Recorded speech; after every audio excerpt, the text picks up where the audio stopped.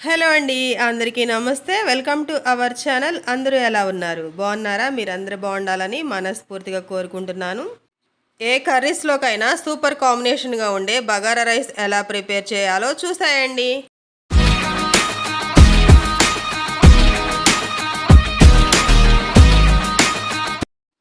చిన్న పిల్లలు కూడా చేసే అంత ఈజీగా బగారా రైస్ కుక్కర్లో ప్రిపేర్ చేసేద్దాము.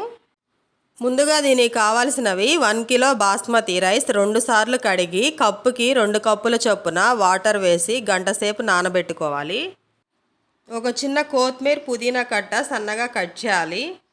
ఒక ఆనియన్ 2 పచ్చిమిర్చి సన్నగా స్లైసెస్ లాగా కట్ చేశాను. అలానే హోల్ గరం మసాలా 1 స్పూన్, సాజీరా 2 బిర్యానీ ఆకులు తీసుకోవాలి.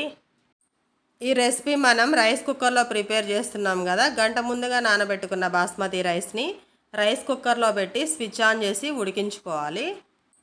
రైస్ కుక్కర్లో రైస్ ఉడుకుతూ ఉంటుంది. మనం మసాలా అంతా ఫ్రై చేసి రైస్లో వేసేయటమేను.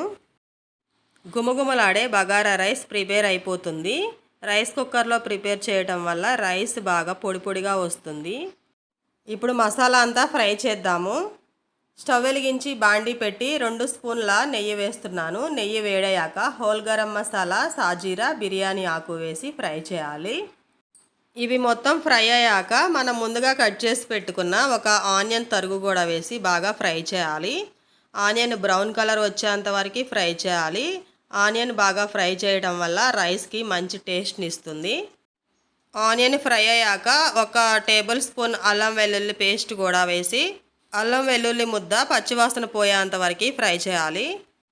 తరువాత 1/2 టేబుల్ స్పూన్ బిర్యానీ మసాలా కూడా వేసి ఫ్రై చేయాలి. ఇప్పుడు మనం ముందుగా సన్నగా కట్ చేసి పెట్టుకున్న కొత్తిమీర, పుదీనా, పచ్చిమిర్చి చీలికలు కూడా వేసి మొత్తం బాగా ఫ్రై అయ్యేంత వరకు ఫ్రై చేయాలి. చూడండి, మసాలా మొత్తం బాగా ఫ్రై అయ్యింది. బాస్మతి రైస్ ఉడుకుతూ ఉంది కదా, ఈ మసాలా మొత్తం అందులో వేసేద్దాము. టేస్ట్కి సరిపడా కళ్ళుప్పు వేయాలి. తర్వాత మనం ఫ్రై చేసుకున్న మసాలా మొత్తం వేసి బాగా కలిపి మూత పెట్టి 30 నిమిషాలు ఉడికించుకోవడమేను. అంతే, గుమగుమలాడే బగారా రైస్ ప్రిపేర్ అయిపోతుంది. తెలంగాణ పెళ్ళిళ్ళు, ఫంక్షన్లో వాడే ఈ బగారా రైస్ చాలా బాగుంటుంది కదా. దేంట్లో అయినా కాంబినేషన్గా చికెన్లోకి కానివ్వండి, మటన్లోకి కానివ్వండి, గోంగూరలోనికి, రైతాలోనికి ఇలా ఒట్టిదే తిన్నా చాలా టేస్టీగా ఉంటుంది. ఇంట్లో కూరగాయలు లేనప్పుడు కానివ్వండి ఇలా చేసేయండి. సింపుల్గా ఇంట్లో ఏదన్నా చట్నీ ఉంటే వేసుకుని తిన్నా చాలా రుచిగా ఉంటుంది. బగారా రైస్ అయితే ప్రిపేర్ అయిపోయింది. మూత తీసి చూద్దాము. చూడండి ఎంత పర్ఫెక్ట్గా వచ్చిందో, చాలా పొడి పొడిగా. ఈ వీడియో మీకు నచ్చిందని అనుకుంటున్నాను. ప్లీజ్ లైక్ చేయండి, అలానే సబ్స్క్రైబ్ చేయడం మర్చిపోవద్దు. Thank you for watching.